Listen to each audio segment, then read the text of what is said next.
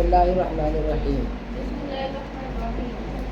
قربانی کا وقت، کہتے ہیں قربانی کا وقت کب سے کب تک ہے؟ تو قربانی کا وقت 10ویں ذی الحجہ کی صبح سے 12ویں کے غروب آفتاب تک ہے، یعنی 3 دن اور 2 راتیں، لیکن سب میں افضل 10ویں ہے، پھر 11ویں، پھر 12ویں۔ تو قربانی 3 دن ہوتی ہے، 10 ذی الحجہ کو، 11 ذی الحجہ کو اور 12 ذی الحجہ کو، اور ان تینوں میں سے 10 ذی الحجہ زیادہ افضل ہے، پھر اس کے بعد 11، پھر اس کے بعد 12۔ تو یہ 3 ہے۔ 10 ذی الحجہ کو صبح صادق کے وقت سے، یعنی صبح طلوع ہونے کے بعد سے لے کر کے یہ قربانی ہو جائے گی 12ویں ذی الحجہ کے غروب آفتاب تک، مغرب سے پہلے تک رہے گی۔ اب 10ویں ذی الحجہ کو اگر شہر میں قربانی کریں تو قربانی عید کی نماز کے بعد ہوگی، اس سے پہلے نہیں ہو سکتی، اور اگر دیہات میں کریں گے تو صبح صادق ہی سے، یعنی فجر کی نماز کے بعد جب صبح صادق ہوتی ہے، صبح صادق ہی سے قربانی ہو سکتی ہے، ٹھیک۔ اس کے بعد ہے قربانی کا دن اگر گزر جائے اور کسی کی قربانی رہ جائے تو وہ کیا کرے گا؟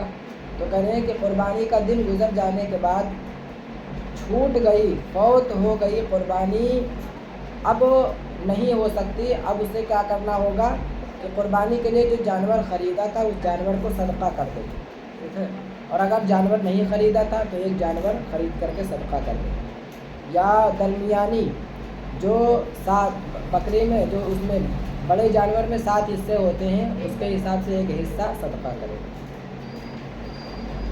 اس میں یہ ہے کہ قربانی کے جانور کون کون سے ہیں؟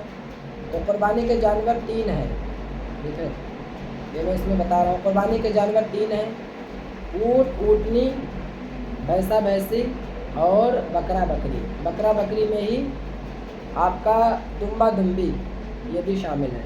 اس میں بھینس کی بھی قربانی ہو جائے گی، یعنی بھینسا کی بھی ہوگی، بھینس کی بھی ہو جائے گی، مؤنث مذکر دونوں کی ہوگی۔ اسی طریقے سے بکرا کی بھی ہوگی، بکری کی بھی قربانی ہو جائے گی۔ لوگ کہتے ہیں بکری کی قربانی نہیں ہوگی، بکری کی بھی قربانی ہو جائے گی، 1 سال کی ہے اگر۔ اونٹ کی بھی قربانی ہو جائے گی، اونٹنی کی بھی قربانی ہو جائے گی۔ ان میں عمر جو ہے، اونٹ اور اونٹنی کی عمر 5 سال ہونا چاہیے، اور بھینسا بھینسی کی عمر 2 سال ہونا چاہیے، اور بکرا بکری کی عمر 1 سال ہونا چاہیے۔ اگر یہ تینوں جو ہے اس سے کم ہے تو قربانی نہیں ہوگی۔ اونٹ 5 سال سے کم ہے، اس کی قربانی نہیں ہوگی۔ بکرا بکری 1 سال سے کم ہے، اس کی قربانی نہیں ہوگی۔ بھینسا بھینسی 2 سال سے کم ہے تو اس کی قربانی نہیں ہوگی۔ لیکن دمبا بھیڑ کے بارے میں نے مسئلہ پہلے ہی بتا دیا ہے کہ اگر دمبا یعنی بھیڑ جو ہے 6 ماہ کا بھی ہے، اتنا فربا اتنا موٹا ہے کہ دور سے دکھنے میں سال بھر کا لگ رہا ہے، تو قربانی اس کی ہو جائے گی۔ اس میں یہ ہے کہ بڑے جانور میں 7 حصے ہوتے ہیں۔ حصے کے بارے میں مسئلہ بہت باریکی سے سمجھ لو۔